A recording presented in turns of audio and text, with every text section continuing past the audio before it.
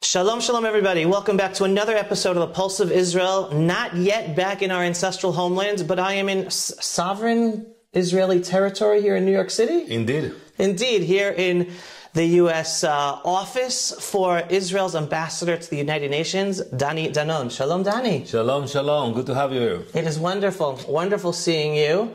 Last time we spoke is back in Israel with your book, In the Lion's Den.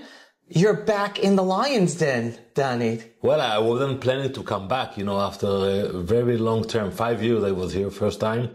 I concluded my term, I wrote a book, I moved on, got re-elected, but October 7th changed a lot. And once the Prime Minister asked me to come back, I accepted his offer and I came back to the Lion's Den, but this time it's much more difficult. Now it's more difficult? Absolutely. Wow. Okay. So I want to hear why it's more difficult. First say that. Well, we are in a war. And in a war, the intensity of the resolutions about Israel is beyond imagination. We go to the Security Council every week. We have resolutions every week, reports every week. So we deal with a lot of content. And unfortunately, it's a hostile content. Now, I'm going to come from a different direction for you for a second, because I totally understand that. I was going to come asking you, I believe out of all of Israel's ambassadors to the United Nations, you are probably the most blessed to have the most pro-Israel supporters of American ambassadors to the United Nations. You had Nikki Haley, and now you have Elise Stefanik. Would you agree with that statement that I just said? Well, Ambassador Nikki Haley was a great ambassador. She's a great friend of Israel. We appreciate all she did in the past, and I'm sure she will do great things for Israel. And we are looking forward for Ambassador-elect Stefanik to come. We are waiting. We want to start to play offense at the UN, and I'm sure that together we can change a lot. But still the UN will be a hostile playground. Let's not be mistaken. The US is a very important player in the United Nations, but they don't control the organization. But I think that with the right approach, we can achieve a lot.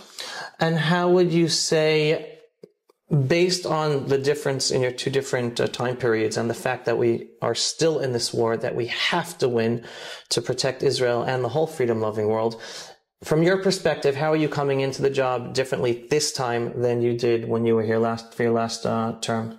I believe in soft diplomacy, bringing ambassadors to Israel, showing the real face of Israel. It's harder now, even though I'm working now on a large delegation to come to Israel for our Independence Day, and we do a lot of initiatives. But still, when you are fighting and you are at war, you're always going to have those issues of humanitarian support, of ceasefire, hostages.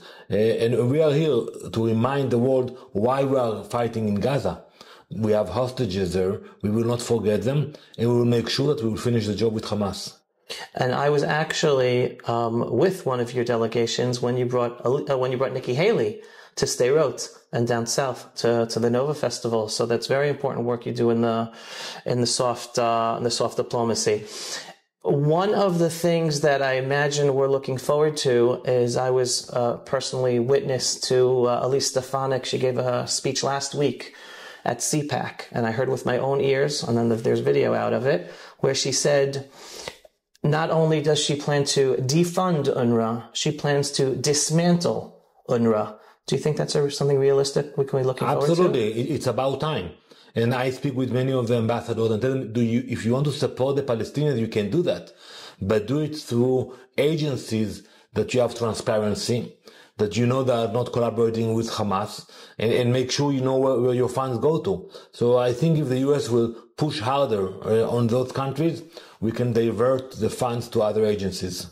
And she continued, she went even further. She then was saying that just as Elon Musk here in the American administration, the new Trump administration, has this DOGE investigating where all of this funding is going and to stop the corruption and the funding of things that the American taxpayers should not be paying for, she said straight out, I want to set up a DOGE type investigation of funding out of the United Nations to end all of the corruption and funding of projects that the United Nations shouldn't be funding.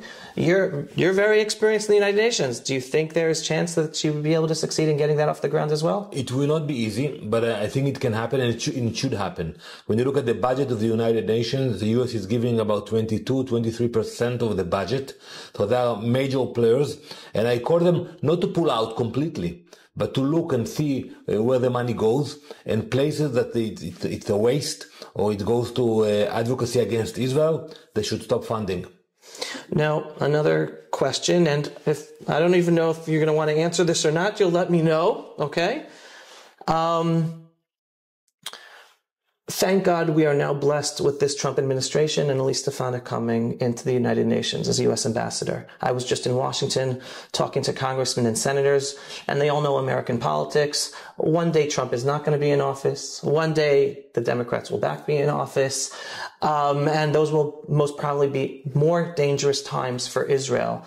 And one thing I actually heard being talked about, not in Washington, but around, was the possibility of Israel asking or being added to, I don't know what, the Security Council to be able to stand up for itself in the days where we don't even have the United States as a veto power in the Security Council. Is that a pipe dream?